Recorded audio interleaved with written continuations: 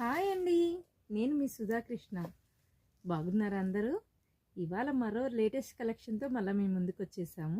ఇవాళ కలెక్షన్ వచ్చేవాడికి daily wear kurtis అనమాట. ఇప్పుడు నేను వేర్ చేసింది కదా, ఇది మస్లిన్ ఫ్యాబ్రిక్ అండి, సాఫ్ట్ ఫ్యాబ్రిక్. చూపిస్తాను సైజెస్.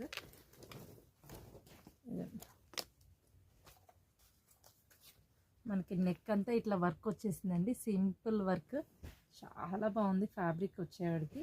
ఇది కూడా మస్లిన్ ఫ్యాబ్రిక్ అండి, టోటల్ ఇట్లా వస్తుంది.